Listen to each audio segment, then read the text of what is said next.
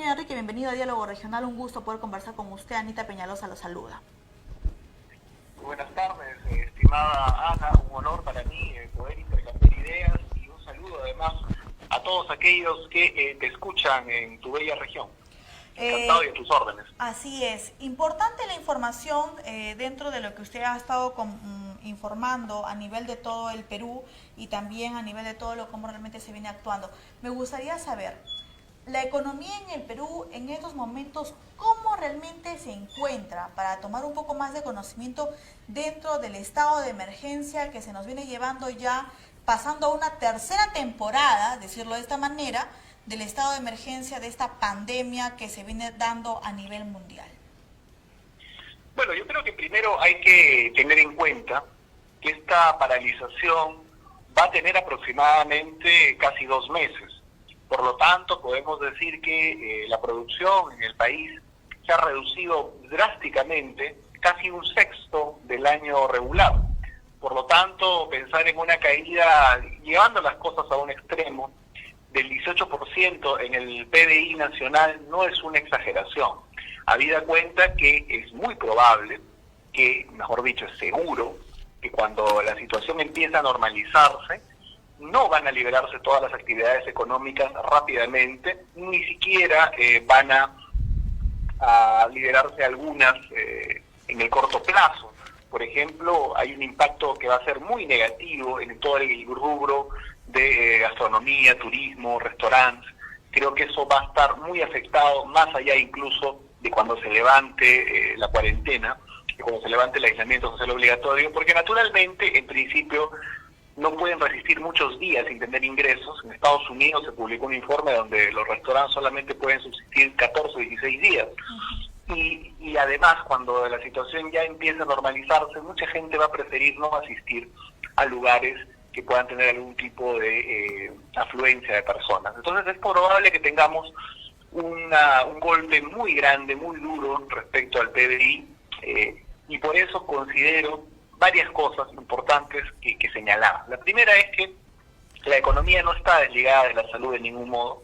Una depresión económica y una falta de recursos en una familia de clase media, de bajos recursos en el país, impacta necesariamente sobre su salud. De repente no se enfermarán de coronavirus, pero podrán tener otras afecciones o dolencias que puedan terminar llevándolos a un sistema de salud que hoy día está ya colapsado, con el riesgo además de contagiarse, además de coronavirus en ese proceso. Lo que considero importante, por tanto, es la previsión del gobierno, es decir, el gobierno tiene definitivamente que no dar simplemente mensajes contradictorios o mensajes aparentes de esperanza o que todo va muy bien, sino planes concretos de reactivación. Yo considero y estoy proponiendo, primero, que se tiene que reactivar el esquema de la minería en el país, se tiene que reactivar la agroindustria, se tiene que reactivar la construcción, se tiene que reactivar la pesca. Y para eso se necesitan tener protocolos sanitarios aprobados por el Ejecutivo cuanto antes. Incluso, por ejemplo, el sector privado, tanto en la pesca como en la construcción, la agroindustria tiene ya algunos estándares altos por su propia naturaleza. Ellos tienen la posibilidad de proponer y tener ya algunos protocolos sanitarios para proponer, pero es el Ejecutivo el que de alguna forma no toma estas decisiones. Y estamos hablando de sectores que impactan. La minería, por ejemplo, impacta a nivel de los servicios que la proveen, impacta también en un buen porcentaje de gente que puede emplear. La agricultura en el país impacta sobre varios millones de peruanos, la pesca sobre 700.000, y la construcción es una forma rápida también de dar empleo a la gente ahora. Por lo tanto, creo que hay que mirar esos sectores para empezar la reactivación, que es básica. ¿Y por qué el gobierno en estos momentos, en estos 3 puntos, no están a la mira por parte de ellos? Sabiendo muy bien que estos son 3 importantes sectores que realmente podríamos tomar mayor favorecimiento económico, porque como usted menciona, ¿no? Hacer conjuntamente con los protocolos sanitarios. ¿Qué es lo que pasa? ¿Por qué el gobierno no está haciendo esto? ¿Cuáles son las hipótesis que usted pondría dentro de lo que el gobierno en estos momentos está pasando? Bueno, hay que ser bastante claros. El Estado peruano, liderado por el Ejecutivo, por el gobierno del ingeniero Vizcarra, ha tenido muchas semanas para preparar el país para la crisis que se avecinaba. Esto viene desde diciembre en China, pero pasó a Europa antes y pasó a Estados Unidos antes. Llegó al continente antes que llegase a Perú. Y el presidente no tuvo ninguna previsión en absoluto de preparar el sistema de salud pública para la pandemia que se avecinaba. Y tampoco tuvo la previsión de preparar un plan económico de contingencia por si las cosas se ponían un poco difíciles. ¿Recuerda usted que en la provincia de Hubei, donde es la ciudad de Wuhan, ya se había implementado una cuarentena estricta? Ya la posibilidad de las cuarentenas, del aislamiento social, ya se estaban dando, incluso en Asia ya se estaban discutiendo en Europa, y evidentemente un líder previsor hubiera mandado a su ministro de Economía, en este caso su ministro de Economía, a preparar y a tener listo un plan económico por si había que imponer el aislamiento social. Te digo más, el 24 de enero, según reportes oficiales, ya habían la sospecha de 4 personas con coronavirus, que nunca realmente se confirmaron, pero ya había la sospecha de que podían tener, es decir, ya teníamos de alguna forma tocando a la puerta esa posibilidad. Y desde el 24 de enero hasta el día 16 de marzo, donde se declara el aislamiento social obligatorio, no se hizo absolutamente nada. El único acierto que ha tenido el gobierno, que hay que reconocer, es haber tomado la previsión de haber enviado la cuarentena rápidamente y antes que sus pares en América Latina. Eso estuvo bien, pero paralelamente a eso no preparó ningún plan ni sanitario, ni económico, ni tampoco de seguridad para poder afrontar esta crisis. Por lo tanto, cuando tú me dices por qué ellos no están sobre la mira sobre estos sectores, yo creo que no tienen idea de lo que van a hacer. Y eso es algo bastante grave. Ellos recuerda que tomaron decisiones como el pico de género, es decir, que salgan un día hombres, otro día mujeres, y luego lo retiraron. Hay lamentablemente una improvisación en el gobierno. Y como pienso que la economía no está desligada de la salud, y pienso que la política no está desligada de la economía, yo considero importante y fundamental, y ojalá que si este pedido lo puedan escuchar algunos cercanos al mandatario, además en una onda que aparece en su tierra, me parece importante y fundamental que se dé cuenta de que vivimos una emergencia sin precedentes y por lo tanto se requieren acciones sin precedentes. Y una de ellas, por ejemplo, sería convocar a un gobierno y a un gabinete de unidad nacional. Hay rumores hoy día de la renuncia de la ministra Alba en Economía, que en mi opinión no lo ha hecho bien, no ha seguido el ritmo adecuado e inteligente de las propuestas que tuvo el BCR, más bien las ha desnaturalizado. Está claro que el ministro del Interior tuvo una mala gestión, tanto así que ha salido. Está claro que el ministro de Salud está teniendo una gestión absolutamente pésima. No es hacer leña del árbol caído, pero hay que señalar, y yo propongo también aquí, que se arme todo un registro de todos aquellos que han dado negativo en las pruebas serológicas y que luego, después, terminaron siendo positivos, para que luego sepamos el impacto de aquella mala decisión. Por lo tanto, considero, y hablando del futuro y no lamentándonos de lo que ya pasó, debería el presidente convocar un gabinete de ancha base de unidad nacional con los mejores expertos, con gente que ha manejado crisis, para 2 cosas. 1, atravesar la emergencia, que es ahorita lo fundamental, y en segundo lugar, sentar las bases, lo que le queda de su gobierno hasta julio del 2021, sentar las bases de la recuperación económica. Hay algunos grandes temas que son fundamentales para el futuro. Por ejemplo, creo que es claro que la minería es fundamental para el desarrollo nacional. O sea, vamos a necesitar el porcentaje del PBI que provee la minería. Pero la conflictividad social también existe.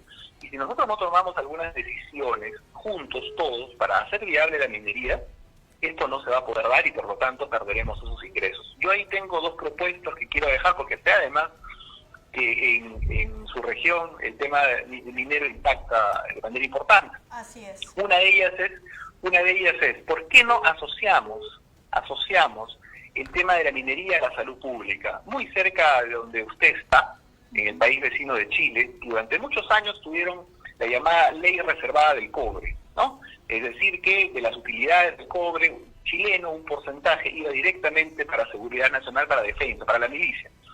Creo que era el 10%. Luego lo han cambiado.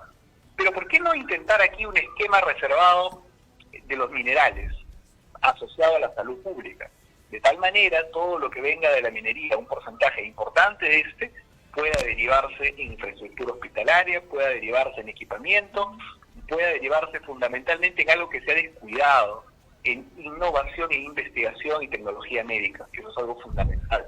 Entonces, una propuesta para reactivar el esquema minero es asociarlo al desarrollo de la salud pública en el Perú. Y la segunda idea, yo creo que deberíamos ir, como señala Hernando de Soto y algunos otros, deberíamos ir al esquema de la propiedad del subsuelo. Creo que eso sería un esquema de apertura a la riqueza sobre los minerales, en vez de un esquema más bien restrictivo. Yo creo que eso eliminaría algunos intermediarios que no están a favor de la minería y que toman a veces los justos reclamos de las comunidades para instrumentarlas políticamente.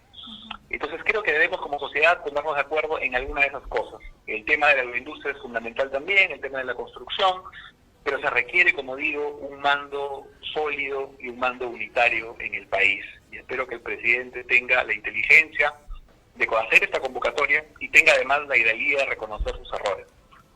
Uno de los errores fundamentales, sin duda, ha sido colocar a Zamora en el Ministerio de Salud. Creo que ha sido un error garrafal. Ahora, dentro de, bueno, la verdad muchos aquí en la región de Moquegua no conocen también, ¿no? Digamos así, la trascendencia del actual ministro de Salud.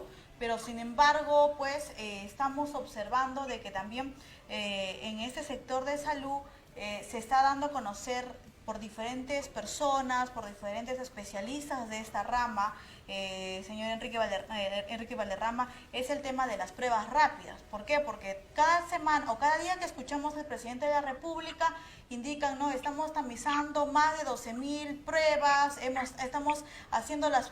somos el primer país que tamiza cada día más de 12.000 pruebas y estamos dando a conocer la situación en cómo realmente nos encontramos, ¿no?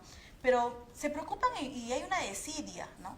La prueba rápida realmente sirve, nos está ayudando bastante en poder decir que es totalmente COVID-19, porque aquí en la región de Moquegua, sorprendentemente, de un caso que hemos llegado, estamos a 92, o bueno, actualmente es el día de hoy, 94 casos, según lo que el reporte del mismo Ministerio de Salud. Entonces, ¿qué quiere decir aquí? ¿Por qué realmente estamos viendo tantas pruebas rápidas que están dando positivo? O sea, ¿cuánto es la credibilidad de estas pruebas dentro de lo que están haciendo dentro del sector salud, ¿no? Bueno, ahí hay un tema importante y eso ha sido denunciado y alertado con tiempo cuando apenas se realizó la orden de compra de estas pruebas rápidas por el doctor Bustamante, ex líder o ex jefe del Instituto Nacional de Salud. Y él mencionó que estas pruebas serológicas se utilizan para investigación, es decir, cuando ya tú has superado, tu sistema inmune ha superado el virus, ¿no? Estos anticuerpos que son detectados por las pruebas serológicas, digamos, están presentes en tu organismo. Por lo tanto, para el tema médico, para el tema, digamos, sanitario, no sirven para investigación posterior del comportamiento del virus y detectar quiénes son inmunes. Es decir, por ejemplo, en esta propuesta de reactivación económica, ¿no? Así es. Importante sería las pruebas rápidas serológicas, porque si, por ejemplo, usted, que es una persona, digamos, fuerte, otra persona en otra parte del Perú que sea fuerte, que haya superado el virus, pero que no lo sabe. Recuerda que hay muchos asintomáticos. Así es. Por lo tanto, podríamos implementar estas pruebas para ver qué porcentaje de la población en efecto ya puede reincorporarse a las actividades económicas, porque ya es inmune. Como si tú das positivo a esos anticuerpos, quiere decir que has superado la enfermedad y por lo tanto ya puedes reincorporarte a tus labores. Cuando ya se detectan esos anticuerpos, es más, esa persona ya no está contagiando. Entonces creo que eso es algo que hay que señalar. Entonces, lo que nosotros necesitábamos eran las pruebas que detecten la presencia del virus lo más temprano posible, y estas son las pruebas moleculares. Y eso es un punto importante que hay que señalar, y por qué que me parece importante la salida del ministro de Salud. Porque alguien tiene que responsabilizarse de esta estrategia. El 31 de marzo, hace casi un mes, los coreanos una empresa coreana mandó una cotización sobre pruebas moleculares para poder entregar decenas y cientos de miles de estas a $26 cada una, y simplemente no tuvo respuesta. Y por los trascendidos, por las declaraciones periodísticas de Alarcón, que es el presidente de la Comisión de Fiscalización del Congreso, no es la única cotización que estuvo al alcance del gobierno, sino hubieron muchas más que simplemente fueron desoídas. Y esto me parece un error estratégico. Y creo que fueron desoídas porque básicamente ellos ya habían optado por esta estrategia. Incluso habían dicho que ellos recomendaban en este ensayo de campo a la Organización Mundial de la Salud que estas pruebas también eran efectivas. Y al final resultó que esas consecuencias de esa mala decisión las estamos viendo ahora. Mira como lo que ha pasado con el congresista Oñago y su madre, ambos fallecidos, falsos negativos de pruebas serológicas justamente. ¿Qué pasa? ¿Por qué se llama falso negativo? Porque como esta prueba detecta cuando ya superaste el virus, cuando ya tienes anticuerpos, cuando no lo has superado todavía, cuando lo tienes, estas pruebas no detectan estos anticuerpos que no existen, pues. Y tú lo puedes tener y te dicen que no lo tienes. Y es peligroso porque tú continúas tus labores o no te dan adecuada atención médica y puedes llegar pues a fallecer o a seguir contagiando en todo caso.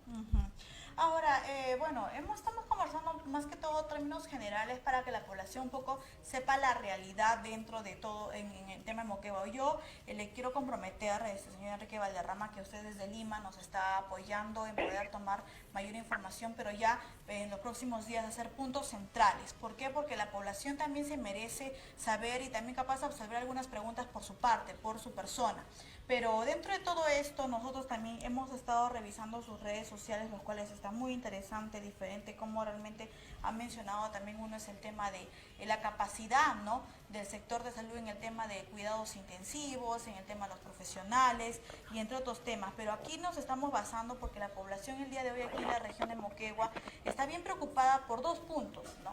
El tema de la educación y el tema de que hasta el día de hoy, ¿no?, aquí en Moquegua, municipalidades, gobierno regional, no están activando la mano de obra laboral simplemente por este estado de emergencia de la ampliación. Por ejemplo, la construcción civil, como usted ha mencionado, construcción civil, este sector, este punto tan sensible, ¿no? Son cuántas manos de obras calificadas como no calificadas está dejando en una situación pues totalmente de verdad irreversible, que la crisis ya está afectando a la canasta familiar, que no todos están siendo beneficiados por parte del bono del gobierno. Ese es un punto, ¿no? Y de que también los mismos municipios, ni tampoco el gobierno regional, no se sabe si van a pagar o no van a pagar a estas personas porque no han producido o no han trabajado dentro de los proyectos, dentro de las obras o fichas mantenimiento. ¿Cuáles deberían de ser las estrategias en este momento para estas personas que no están trabajando en construcción civil, en obras, proyectos, fichas de mantenimiento, entre otros puntos, ya que las municipalidades se encuentran y el gobierno regional se encuentra pues manos cruzadas, decirlo en términos criollos, señor Enrique Valderrama? Bueno, yo creo que la idea que están implementando respecto a un bono universal llega de una manera tardía. Creo que no hubo un análisis de sectores económicos, no se pensó cuántos trabajadores en cada uno de los rubros finalmente iban a verse desempleados o incapacitados de gestionar recursos. La informalidad en el país es muy grande.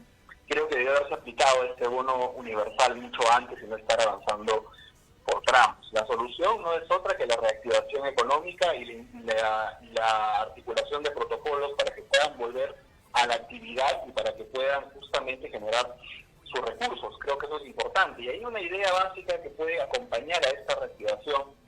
Puede ser no solamente la ejecución de grandes proyectos de infraestructura o medianos proyectos de infraestructura, sino también podríamos articular la posibilidad de realizar masivamente un programa de núcleos ejecutores para infraestructura popular. Eso me parece que sería fundamental porque de esa manera podríamos emplear rápidamente mucha mano de obra. Y otra cosa importante que creo que también hay que tratar de hacerle llegar al Ejecutivo, como sea, es la posibilidad de que podamos realizar un programa agresivo en el corto plazo, apenas podamos establecer algunos protocolos, de asfaltado a nivel nacional. Hay muchas ciudades en el país, incluso principales, que tienen muchos distritos, muchos barrios, que aún le falta justamente el tema de sus pistas. Así es. Esto me parece fundamental por una razón coyuntural estratégica. Primero por el tema del empleo, pero segundo porque al día de hoy, con un precio del barril de petróleo por los suelos, definitivamente el costo para realizar pistas de todas maneras va a ser mucho menor. Deberíamos aprovechar este contexto para realizar ese programa agresivo de implementación de pistas a nivel nacional, que además mucha falta hace, ¿no? Y en esto definitivamente puede haber una colaboración común con los gobiernos regionales y con las alcaldías provinciales y distritales. Me parece que el gobierno en este punto no está coordinando adecuadamente. Estaba conversando con el presidente de la Asociación de Municipalidades del país y me dice que no hay adecuada coordinación, que recién van a ellos hacerle llegar la data específica de los casos para que como autoridades locales ellos también puedan apoyar justamente en la lucha contra esta pandemia, pero eso es algo que debieron hacer desde el inicio. Ojalá que lo hagan rápidamente, ¿no? Me preocupa mucho porque yo no confío en la palabra del ministro Zamora, que está muy devaluada. Hace un par de días tuvieron una reunión con el Colegio Médico del Perú y le prometieron algunos temas. 72 horas después salió el decano del Colegio Médico a decir que todo habían sido promesas y que hasta ahora no habían cumplido nada. Ojalá que le entreguen la data a los alcaldes, ojalá que le doten de recursos adecuados, un plan porque recuerda que ellos no están recaudando tampoco ahora. Entonces están sin duda desfinanciados. Y eso va a impactar. Otra cosa importante, muchos en este tema económico que mencionan se han olvidado y recién luego de 30 días de que la crisis esté encima, recién empezaron a hablar del bono campesino, por ejemplo.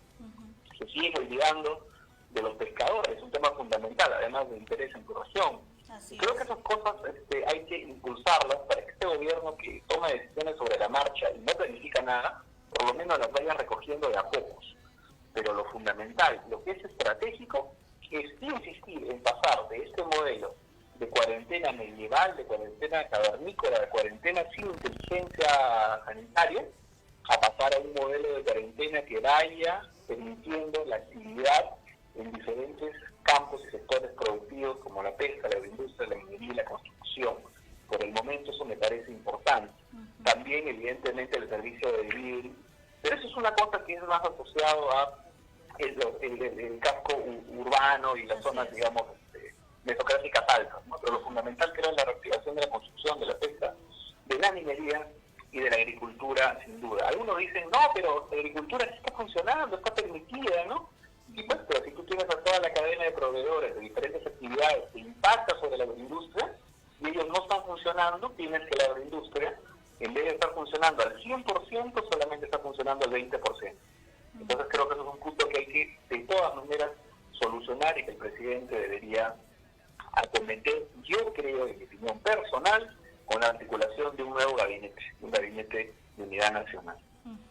O sea, descalifica el trabajo del gabinete ministerial en el actual gobierno del señor Martín Vizcarra Cornejo. Totalmente, pero te digo, mira, dicen que ya renunció la ministra de Economía, pero asumamos el análisis hasta antes de ayer. Hasta antes de ayer teníamos un ministro de Salud que prefirió utilizar pruebas serológicas prácticamente en un acto que ha atentado contra la vida de los peruanos. Teníamos una ministra de Inclusión Social que para el padrón de los bonos simplemente hubo un desorden total. Hay miles que no han recibido su bono, que no lo han cobrado, o mereciéndolo no lo tienen, o sin merecerlo lo tienen. Okay. Mala gestión del ministro. El MES, ¿qué decir? El MES ha ido soltando de a pocos un plan o un esquema bastante improvisado.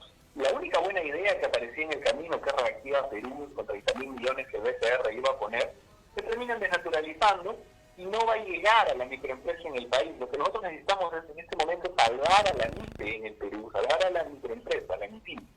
Eso es lo fundamental. Sin embargo, Reactiva Perú va a ser solamente prácticamente para un pequeño sector de la mediana empresa y para la gran empresa. Lo cual es absurdo en estas circunstancias donde necesitamos salvar a la microempresa y los empleos que proveen. Te digo, por ejemplo, el Ministerio del Interior, la corrupción que ha habido y el maltrato al personal de la Policía Nacional, con quien expreso más profunda solidaridad. Creo que la salida de Morán está tardado más bien. Y puedo seguir enumerando algunos sectores que no tienen ninguna relevancia en este momento. El ministro de Agricultura, ¿cuál ha sido su aporte? El ministro del PCM, es decir, Ceballos.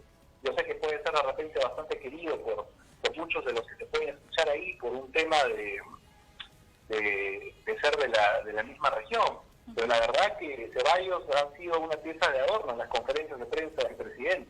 Lo único que se le ha escuchado es decir cosas absolutamente antitécnicas como el supuesto impuesto a la riqueza, que al final iba a ser un impuesto a los ingresos de los que ganen más de 10.000 soles. ¿Acaso ganar más de 10.000 soles en el Perú significa ser rico? Que cobren el dinero que deben las grandes corporaciones, que le deben a la SUNAT. ¿Cuánto le debe la Telefónica, por ejemplo? Que cobren esas deudas en vez de seguir asfixiando a la clase media. Por lo tanto, hay un error de enfoque total dentro de este gabinete. Y creo que sería importante que el presidente ponga gente de experiencia, que pueda consensuar con las fuerzas políticas expresadas en el Parlamento, con la sociedad civil, con diferentes sectores técnicos y académicos en el país que pueden dar soluciones y que no se encierre en un pequeño círculo donde está apoyado simplemente por una parte de activistas marxistas, ¿no? ¿Quiere decir que la técnica supuestamente del martillo ha sido totalmente un error para usted como especialista dentro del tema de la economía, dentro de la forma como han venido tratando esta estrategia que ha puesto dentro de todo el territorio peruano, señor Enrique Valderrama? Mira, yo considero que Vizcarra ha pasado de ser el presidente de la crisis, como decía un analista político, presidente de la crisis, que se crece durante las crisis, ¿no? Que se ejerce su liderazgo, que tenía la estrategia del martillo y la danza, que mucho promocionaron en la entrevista que le hizo IDL al señor Zamora. Ha pasado de eso prácticamente a ser Clímaco Basundría, ¿no? El loco del martillo. O sea, es un martillo que simplemente golpea al personal sanitario, golpea a las Fuerzas Armadas, golpea a la Policía Nacional, golpea a todos los que están en libertad, digamos, de tránsito por las funciones que ejercen, porque no les hacen pruebas moleculares, porque no les dan adecuados implementos de bioseguridad. Es una cuarentena lamentablemente mal planificada, mal pensada y que no está siendo eficiente. Yo creo que lo que hay que hacer ahora es variar el modelo de cuarentena para no terminar de asfixiar la economía nacional y propiciar de algún modo algún tipo de desborde que luego podemos lamentar. Yo creo que hay que cambiar el estilo ahora, hay que tratar de unitariamente poder construir una salida a eso. Yo considero que Vizcarra y sus asesores no van a poder ser solos capaces de plantear esto. Bien, esto es importante, ¿no? Su punto de vista y su análisis dentro de esto. Vamos a ver qué es lo que pasa también con los moqueguanos, porque como sabemos hay muchas personas que pues de alguna forma tienen el respaldo por parte, ¿no? del gobierno del señor Moqueguano, el señor Martín Vizcarra, como también el presidente del Consejo de Ministros. Pero teniendo un tema técnico, creo que es importante también que analicen referente a la actualidad de la realidad que venimos pasando, porque ya son más de 40 días, estamos en el día 43 supuestamente de emergencia. Ahora, por otro lado, en ese día 43 de emergencia, señor Enrique Valderrama, ya para de una manera culminar también la entrevista y quiero comprometerlo posteriormente para seguir informando a la población. Un tema es lo principal y creo que capaz también tiene mayor conocimiento, el tema de los colegios privados, ¿no? Los colegios privados, ¿qué pasaría, no? ¿Cuál sería de una manera asesorar a los padres de familia que están cobrando, ¿no? Con una mensualidad ni siquiera puesto que sea totalmente, pues, digamos, ajustada a la realidad, sino que han bajado un porcentaje que ni siquiera, pues, que no es ni es mínimo, ¿no? Y sin embargo, en estos momentos, la forma como vienen actuando algunos colegios privados es que si no tienes cómo pagar, pues, trasládalo a tu hijo a otro colegio.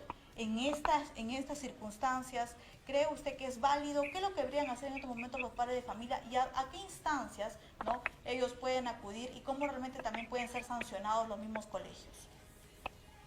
Ok, yo considero ahí que hay que hacer una estrategia selectiva importante. Acabamos de publicar un comunicado desde nuestra asociación civil, el Centro para la Democracia Social, instando a las universidades privadas a que ellos puedan tener un esquema de reducción de sus pensiones para poder de alguna forma evitar que muchos jóvenes a nivel nacional se vean afectados. Y considero que en el esquema de los colegios lo que debería haber siendo un tema mucho más sensible y además gente que está todavía ni siquiera cumple la mayoría de edad, en educación básica. Creo que ahí lo que habría que hacer es que el Estado, ya que estamos en la lógica de los bonos, que el Estado pueda cofinanciar una parte con las instituciones privadas de educación, para que éstas no se vean afectadas, pero además tampoco se vean afectadas las familias. Eso me parece muy importante. Si nosotros dejáramos de gastar, por ejemplo, en cosas tan absurdas como la refinería de Talara, en cosas tan absurdas como la planilla dorada del Estado, en cosas tan absurdas como los sobrecostos del gasoducto del sur y una serie de temas, nosotros tendríamos, si nosotros redujésemos al 10-15% las consultorías, la publicidad en los grandes medios nacionales, y fuéramos más justos con eso, y reduciéndolo a un 20% quizás, tuviéramos miles de millones para, por ejemplo, dar un bono educativo para aquellos padres que no puedan contar con los recursos económicos para poder cumplir con las matrículas, con las pensiones de la educación privada. Eso me parece importante. Y te digo por qué no le cargaría. Lo que yo quiero que se entienda es que no hay que cargar todo el peso de la crisis en el privado. O sea, ¿por qué el peso de esta crisis tiene que caer sobre los colegios privados, muchas veces pequeños, que dan trabajo a un grupo de gente? No son grandes corporaciones. Si hablásemos de grandes corporaciones que manejasen la educación a nivel nacional, podríamos hablar de una medida diferente. Pero ¿por qué no, además del hecho de instar a que puedan ellos reducir sus pensiones, vamos a algo más radical? Hagamos que el Estado cofinancie esas pensiones escolares. Es decir, si, por ejemplo, una medida que muchos piden, que se baje el 50% de las pensiones de los colegios privados, ¿cierto? Muy bien. Así es. ¿Pero por qué no se subsidia el 50%? ¿Por qué el Estado no se encarga del 50% con los colegios privados? ¿No sería el mismo efecto para las familias? Yo lo planteo de esa manera, que el Estado asuma. No estamos en una alteración del mercado natural, estamos en una pandemia, es una crisis global, y el Estado tiene $70.000 millones de reserva. Yo creo que es el momento de empezar a usarlas en las cosas que realmente son importantes, en educación y salud, por ejemplo. Por eso planteo que hay un bono que subsidie el 50% de los pagos en los colegios privados. En todo caso, pero estamos ahorita en la realidad, y creo que para que pueda subsidiar esto, pues faltaría mucho para que el Estado o el gobierno atienda esta forma o esta estrategia o esta alternativa. ¿Qué deberían hacer los padres de familia? Porque ahorita está en una desidia, señor Enrique Valderrama, referente a ver qué vamos a hacer, porque muchos no trabajan, no pagan, no pueden pagar, y bueno, los alumnos también están teniendo una situación, digamos así, de ver emocionalmente el estudio, también que también no tienen pues presencialmente a los profesores, pero sin embargo siguen estudiando con el mismo esfuerzo, el mismo interés, y de todas formas pues buscan hacer algo mejor. Pero ¿qué deberíamos hacer en estos momentos a estos padres de familia? ¿Qué les deberíamos de decir? ¿Cuáles son las instancias que yo creo que una de las, mira, es como la lógica de los sindicatos. Un padre de familia frente a un esquema que considerase él abusivo no va a poder hacer mucho. Pero si todos los padres se organizan alrededor de este reclamo y negocian con las instituciones, yo creo que eso sería un gran efecto. Yo instaría a los padres de familia que se puedan organizar, que puedan plantear sus perspectivas a las entidades de educación privada y puedan llegar a un acuerdo. Yo estoy seguro que entre privados también se puede llegar a un acuerdo razonable siempre y cuando estén organizados. Si es uno por uno va a ser muy difícil como en todo, pero tienen que generar asociaciones, tienen que generar colectivos para que ellos puedan negociar con las instituciones privadas, que definitivamente no van a crear tampoco un éxodo de padres de familia yéndose a la educación pública, ¿no? Creo que eso tampoco es la idea. Creo que por reducir un porcentaje de sus ingresos, por evitar reducir un porcentaje de sus ingresos, no van a perder pues la mitad de sus matrículas. Sería una locura para ellos también. Por eso creo importante la organización, pero como digo, lo fundamental es que esas asociaciones también le pidan al Estado que también pueda asumir esos costos, ¿no? Y yo creo que eso me parece lo más justo. Eso se puede hacer. Si se ha hecho un bono universal cuando parecía que no se podía hacer, ¿por qué lo otro no sería posible? Yo considero que sí.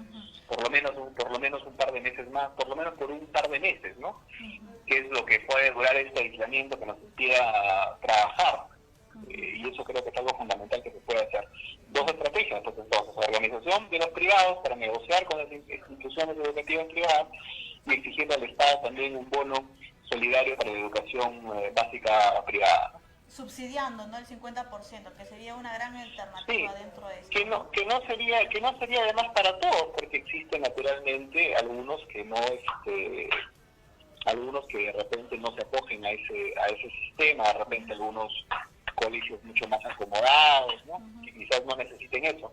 pero un gran esquema de educación básica popular definitivamente sí requiere este tipo de ayuda, ¿no? Y como te digo, mejor gastar en eso a gastar en consultorías que no le han hecho ningún bien al Estado. Y ahora, con lo que concierne a las universidades privadas, señor Enrique, que ese es otro tema, el tema superior. Bueno, lo mismo. Nosotros estamos primero, como digo, desde el mundo privado. Estamos desde el mundo privado insistiendo a través del Centro para la Educación Social e instando a las universidades privadas que entiendan el contexto de la crisis y puedan reducir el porcentaje de suspensión. Eso es un primer paso. No solamente las universidades, vamos también a emitir un comunicado sobre los institutos, ¿no? Eso me parece también otro tema. Muchos se están quedando ahí en una situación de abandono, ¿no? Lógicamente también el Estado tiene que tener un plan previsto para eso. Lo que nosotros necesitamos son dos cosas: que no se afecten las familias por no poder pagar y tener que retirar a sus hijos de las universidades o los institutos, y dos, que no se afecten fundamentalmente los institutos. Así es. Porque que no cierren por falta de ingresos. Por lo tanto, tiene que haber ahí un plan de salvaguardia educativo, tanto para las familias que no pueden cumplir con las obligaciones de pensiones educativas, como también para las empresas educativas que eviten que quiebren también, ¿no? Pero eso me parecería negativo, porque recuerden que detrás de una institución educativa, mediana o pequeña, están muchas familias también que laboran ahí, y creo que lo básico es cuidar el trabajo de los peruanos. Importante, de verdad, señor Enrique, dentro de todos estos puntos, ¿no? Ojalá que el gobierno, esperemos, o que el Ministerio de Educación, ¿no? Que esta cartera del Ministerio de Educación también vea y vele por el tema privado. Algunos pues en estos momentos no están pues en las condiciones de poder pagar mensualidades que estén superando por el tema de productividad, por el tema de economía, cómo realmente se viene careciendo a nivel de los hogares. En todo caso, señor Enrique, ya para terminar, ¿qué es lo que le dirían a la población de Moquegua en estos momentos que lo vienen escuchando a través de radio y televisión Primavera, referente, ¿no?, a poder subsidiar y, bueno, a poder ver que estamos pues pasando esta crisis y que si nos reactivaremos o no, pues serían 3 puntos fundamentales como usted ha mencionado, 3 sectores: el tema de construcción, minería y pesquería, ¿no, señor Enrique Valderrama? Que son 3 puntos que tenemos aquí en Moquegua, ojo, ¿ah? No olvidar del agro. La agricultura también. La agricultura también, que esa es una parte muy importante de ver toda esta situación. ¿Qué le diría en todo caso? ¿Cuál sería la recomendación que usted daría a conocer a través de este medio de comunicación? Primero, mantener la calma dentro de la desgracia, mantener la serenidad, mantener la perspectiva de que esto, por más duro que sea y nos golpee, va a pasar. Que el Perú es una nación muy grande y su región también es una además de grandes hombres, por lo tanto saldremos adelante. Hay que tener fe y sobre todo hay que cumplir las normas de distanciamiento social, hay que cumplir quedándonos y haciendo un esfuerzo para quedarnos en casa, y hay que difundir además por las redes sociales, por las llamadas telefónicas que podamos hacer con amigos, la idea de que tiene que nacer un reclamo ciudadano hacia el gobierno, de que de una vez por todas ya pueda aprobar protocolos sanitarios para que la economía empiece a funcionar y no se siga destrozando el futuro del país. Creo que esas cosas son las que podemos ir haciendo por ahora. Bien, señor Enrique, muchísimas gracias por lo que nos ha venido informando. Quiero comprometerlo para poder seguir informando con usted de otros temas, como son importantes de lo que han venido decretando, lo que están promulgando por decretos de urgencia, y asimismo por el tema de cómo pues también los trabajadores, que en estos momentos también se encuentran los contratos en stand-by, entre otros puntos, ¿no? Que realmente sería bueno ver también en la cartera del Ministerio de Trabajo, ver la cartera del Ministerio de Vivienda, el tema de los alquileres, cómo realmente se vienen haciendo los alquileres también, qué es lo que está pasando dentro de todo esto, y entre también el tema pues del Ministerio de la Producción, que también es otro punto muy importante para poder ver cómo realmente pues el Perú está pasando, ¿no? Capaz por tomar diferentes análisis, señor Enrique Valderrama. Yo le agradezco mucho por la invitación y me pongo a su disposición, no solamente yo, sino los profesionales del Centro para la Democracia Social que puedan emitir opiniones sobre distintos aspectos sociales, económicos y políticos. Muchas gracias.